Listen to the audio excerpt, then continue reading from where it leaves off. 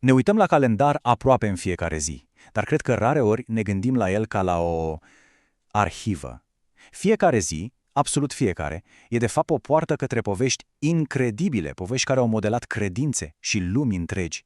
Astăzi deschidem o singură pagină din calendar pentru a vedea ce se ascunde în spatele unei date care, la prima vedere, pare absolut obișnuită. 16 ianuarie. Pentru cei mai mulți dintre noi, probabil e doar o altă zi de iarnă. Însă, dacă săpăm puțin în straturile istoriei, data asta comemorează evenimente care leagă imperii, care ne poartă de la Ierusalim, la Roma și până în îndepărtata Galie. Așadar, întrebarea e destul de simplă. Ce anume s-a întâmplat atât de important de-a lungul secolelor, fix pe 16 ianuarie? Ei bine, vom explora 3 povești complet diferite, fiecare arătându-le o altă față a credinței, a curajului și a tradiției din lumea antică. Bun, hai să ne scufundăm în prima poveste, care începe cu un obiect de întemnițare, un obiect al suferinței, care, culmea, a devenit un simbol al puterii și o relicvă sfântă. Ca să înțelegem bine povestea, trebuie să înțelegem mai întâi conceptul de relicvă. În creștinismul timpuriu, obiectele astea nu erau simple suveniruri. Se credea că ele chiar poartă o parte din sfințenia și puterea persoanei cu care au intrat în contact. Erau practic puncte de legătură directă cu divinul.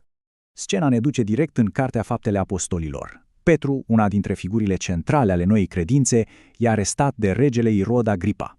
E legat cu 2 lanțuri grele de fier, păzit de soldați. O situație care părea fără nicio ieșire.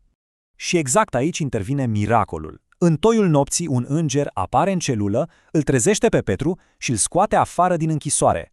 Iar instrumentele captivității lui, acele lanțuri de fier, pur și simplu se desprind și cad pe podeaua celulei. Sunt lăsate în urmă. Dar povestea lanțurilor nu se termină aici. De fapt, de-abia acum începe partea cu adevărat fascinantă. Ele n-au fost uitate acolo. Sursele ne spun că primii creștini le-au recuperat în secret. Au devenit o moștenire sacră, pentru că se credea că au absorbit sfințenia apostolului și puterea acelui miracol. La fel ca hainele Sfântului Pavel, se spunea că și aceste lanțuri puteau vindeca boli și alunga spiritele rele. Și călătoria lor de-a lungul secolelor e absolut remarcabilă. Au stat în Ierusalim sute de ani. Apoi, în secolul al V-lea, patriarhul Juvenalie îi le dăruiește împărătesei Evdochia, care le duce la Constantinopol, noua capitală a Imperiului. Unul rămâne acolo, iar celălalt e trimis la Roma, fiicei împărătesei. În cele din urmă, ambele lanțuri ajung la Roma, unde sunt păstrate și astăzi, într-o biserică numită sugestiv Sfântul Petru în lanțuri. Bun! Lăsăm în urmă Roma și lanțurile lui Petru și ne mutăm într-un alt colț al Imperiului. Mergem în Galia secolului al II-lea, în timpul domniei lui Marc Aureliu. O perioadă de altfel de persecuții intense împotriva creștinilor. Aici, în centrul poveștii noastre, stă o familie. O familie profund divizată de credință. Pe de o parte o avem pe Neonila, bunica, o creștină devotată, dar care își ținea credința în secret. Pe de altă parte, nepoții ei tripleți, Pevsip, Elasip și Mesip, care au fost crescuți ca păgâni, în mare parte din cauza tatălui lor, un opozant înverșunat al noii religii. Moartea tatălui lor deschide însă o fereastră de oportunitate. Neonila, ajutată de un preot pe nume Benign, poate în sfârșit să le vorbească deschis nepoților despre credința ei și acesta este momentul care schimbă totul. Și aici povestea ia o întorsătură cu totul neașteptată. Pe măsură ce ascultau vorbele bunicii, frații și-au dat seama că primiseră deja un fel de mesaj. Fiecare dintre ei avusese un vis ciudat și extrem de puternic în noaptea de dinainte, iar acum, brusc, totul începea să capete sens. Visele lor, puse cap la cap, construiesc o singură profeție. Primul frate, Pevsip, a visat că sugea lapte de la bunica lui, un simbol foarte clar al hranei spirituale pe care o primea de la ea, o hrană care îi oferea o viață nouă. Al doilea frate, Elasip, a avut o viziune a cerului. A văzut o figură măreață, orbitor de strălucitoare, care i-a promis cununa biruinței, prevestind, practic, răsplata cerească pentru sacrificiul care urma să vină. Iar al treilea frate, Mesip, a vizat un împărat puternic care îi eliberează din sclavie și îi înrolează în armata sa, promițându-le libertate veșnică. Era, de fapt, un apel la un nou tip de slujire, una divină. Deci, ce se întâmplă? Visele astea, combinate cu vorbele bunicii, au fost tot ce le-a trebuit.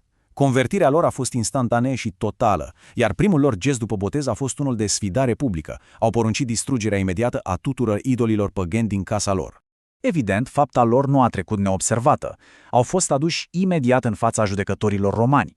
Iar dialogul care a urmat, așa cum ni-l redau sursele, este ca o ciocnire între două lumi, între două universuri complet diferite. Pe de o parte pragmatismul roman, pe de altă parte siguranța absolută a fraților în noua lor credință.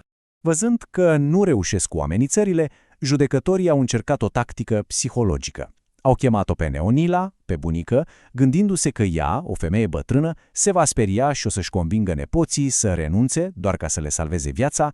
I-au poruncit să meargă la ei în temniță și să-i facă să se supună. Numai că au subestimat-o complet. În loc să implore să renunțe, Neonila a făcut exact opusul. I-a îmbrățișat, le-a lăudat curajul și i-a întărit pentru ce avea să urmeze, spunându-le să nu se teamă de suferințele trecătoare ale trupului. Ceea ce a urmat este calvarul lor descris pas cu pas. După ce refuză din nou să se supună, sunt torturați. Apoi sunt aruncați într-un foc uriaș. Însă aici, conform surselor, se întâmplă un nou miracol. Focul nu se atinge de ei, pur și simplu umblă prin flăcări nevătămați. În final, văzând îngerii venind să le ia sufletele, îngenunchează, se roagă și mor. Ok, de la o dramă epică cu miracole și confruntări cu Imperiul, trecem la ultima noastră poveste de pe 16 ianuarie.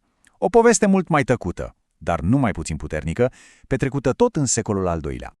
Aceasta este povestea lui Danact, un om cu o funcție umilă în biserica sa. Era citeț.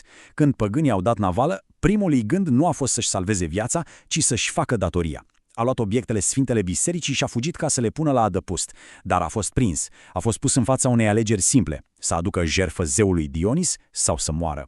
Fără nicio ezitare, a refuzat și pentru acest act de loialitate a fost decapitat. Așadar, am avut 3 povești, 3 fațete diferitele credinței, toate comemorate în aceeași zi. Una despre intervenția divină manifestată printr-o relicvă, alta despre convingerea umană atât de puternică încât înfruntă un imperiu și a treia despre datoria tăcută, un act personal de curaj. Ce le leagă pe toate și de ce mai contează astăzi? Pentru că, la prima vedere, par doar niște relatări sumbre despre persecuție, tortură și moarte. Întrebarea logică este de ce au fost aceste povești atât de importante încât să fie păstrate și repetate cu atâta grijă timp de aproape 2000 de ani? Ei bine, răspunsul stă în context. Pentru acele comunități creștine timpurii, care trăiau sub o amenințare constantă, poveștile astea erau esențiale. Erau dovada vie că credința lor putea triumfa chiar și în fața puterii imperiale, că miracolele erau posibile și că moartea nu era sfârșitul. Aceste relatări au devenit fundația identității și tradiției lor, au inspirat curaj și au consolidat comunitățile. Și iată cum o singură zi din calendar, 16 ianuarie, ne dezvăluie o lume întreagă. O lume a relicvelor care călătoresc, a viziunilor profetice și a unor acte tăcute de curaj. Și ne lasă cu o întrebare. Dacă o singură zi poate conține atâta forță și atâtea povești, ce alte lumi neexplorate se ascund în spatele datelor pe care le considerăm poate banale?